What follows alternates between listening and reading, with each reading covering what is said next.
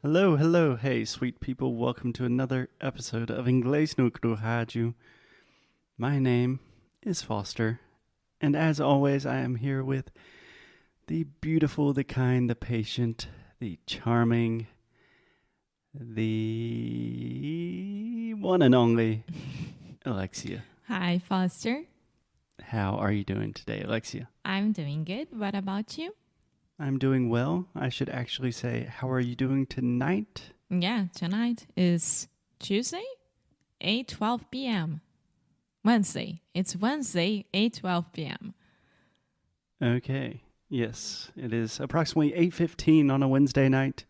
We are recording pods because that's what we like to do. And what we need to do as well. It's our job. Okay, so Alexia, during COVID times, I am very, very bad with remembering dates. But a few days ago, we recorded an Instagram Live that was also a podcast. Yes, it was Saturday, last Saturday. So we did a live on Instagram and then we turned into 2 episodes. Nice. Mondays and Tuesdays episodes. And now we are continuing doing this. Yes.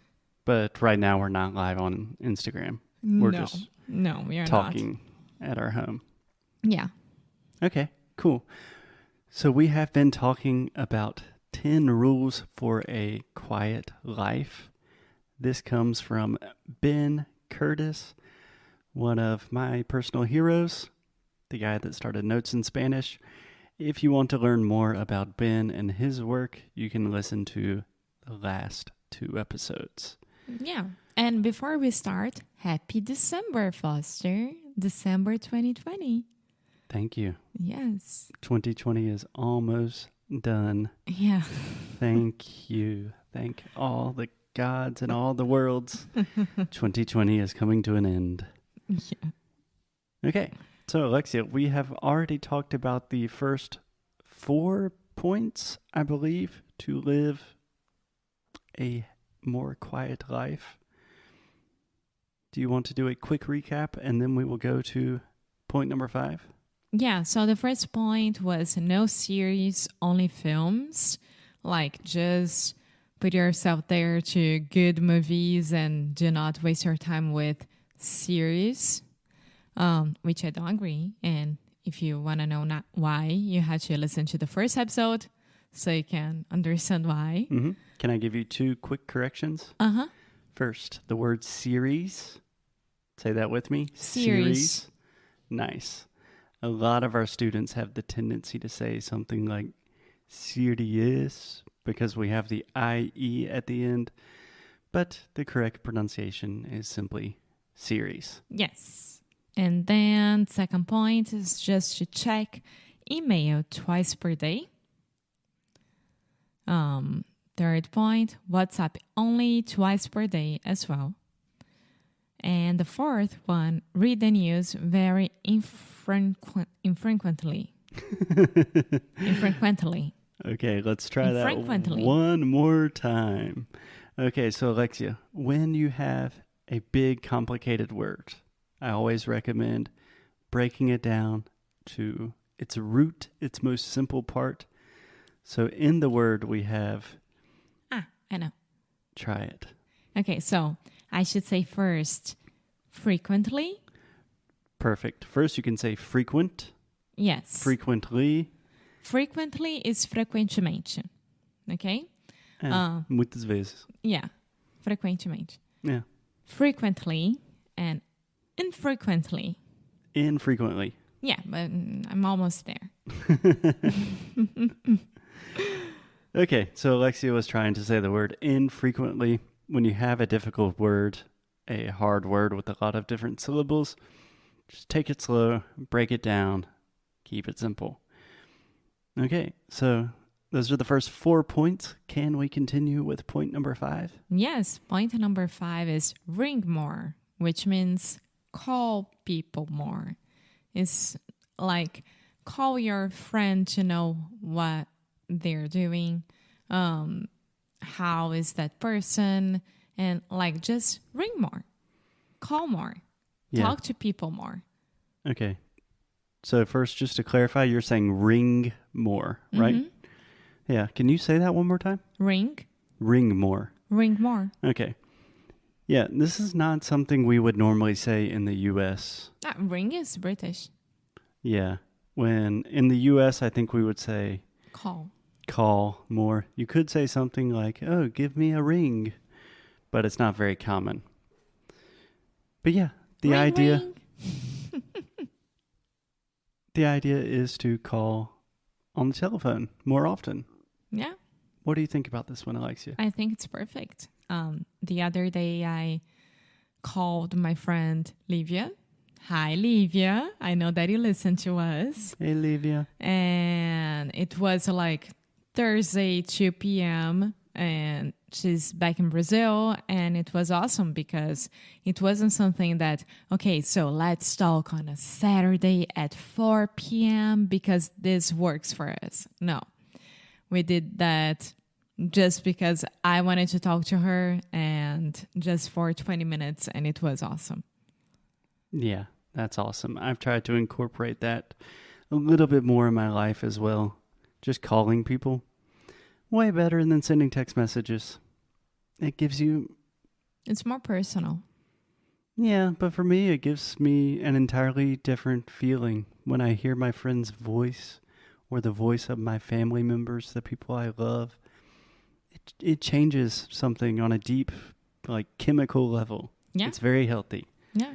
So point number 5, we agree with ring more. Call your friends. Exactly. Cool.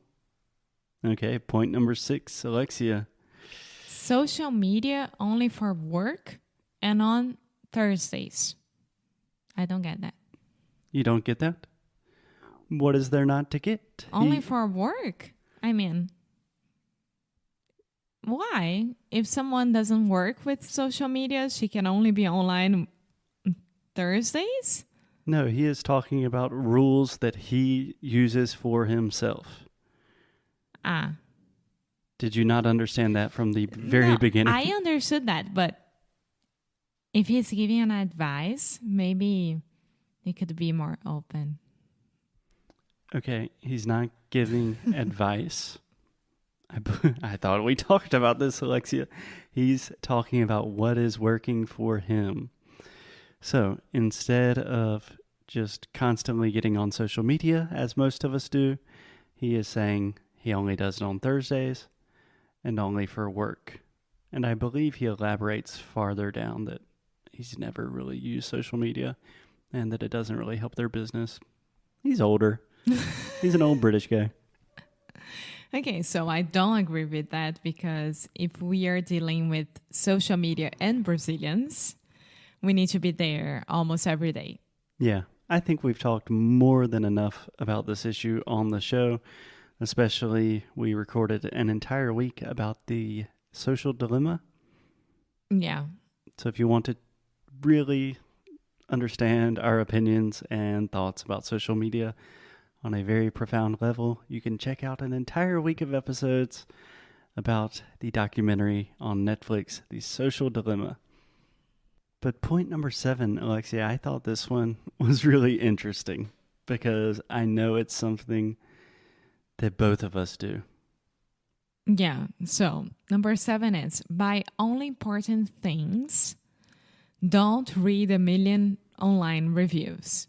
Okay, so only buy important things. That's one point. And don't read the reviews of it. Yeah. So the interesting point for me here is don't read a million online reviews. Because I think we are pretty good about only buying necessary and important things.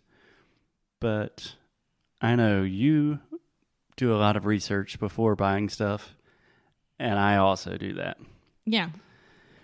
And I think he gave the example, like he was trying to fix something in his yard. So he needed like some machine and he spent like 3 days trying to buy the best one.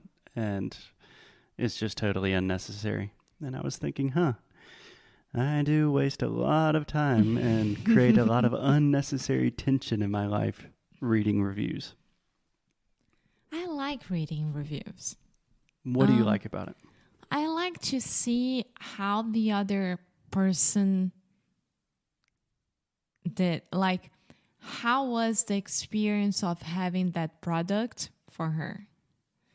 And sometimes they will use for the same thing as we will.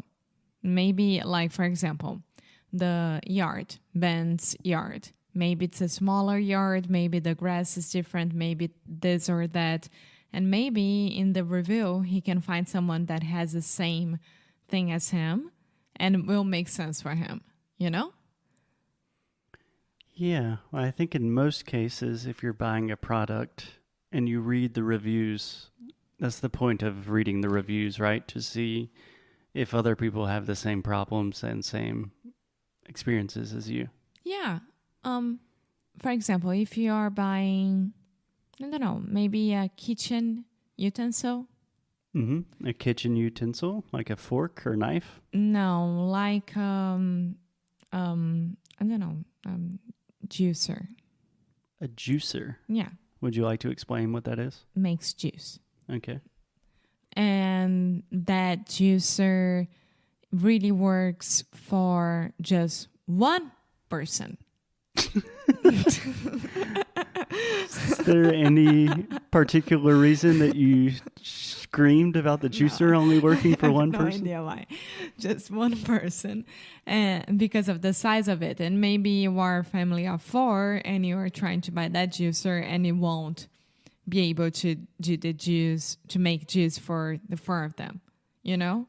Yeah. And then you read on the reviews that it's like, oh, it's good for just one person. Like, you won't be able to do for many than that. Yeah. More than that. I can actually give you a very funny example that I have with online reviews. But I think we could perhaps leave the rest of the online reviews and the last 3 points for the next episode. Okay. Because we have a lot to talk about here. I'm extremely interested in why are we looking at so many reviews now? Because thinking about it now, I look at reviews of products I've already bought or products I'm not even going to buy. People read reviews of English Necro Rádio as well. Yeah. Okay, we will continue this conversation tomorrow. Until then, keep up the good fight. And lose well. Bye! Muito obrigada por ter escutado mais um episódio aqui do Inglês Necro Rádio. É muito bom ter você juntinho assim de nós. Faz muito, muito carinho no nosso coração, digamos assim. Então você que está interessado em saber mais sobre os nossos produtos e saber mais sobre a gente, o que a gente oferece para vocês em relação a estudo, a challenge, a curso, vá lá no inglesdenecro.com e você pode ver mais sobre as worksheets, por exemplo. Yeah. If you want to really improve your English, if you want to learn more about the ways you can do that and just connect with us on a deeper level, go to inglesnocru.com. And as always, keep up the good fight. And lose well. See you guys tomorrow. Bye.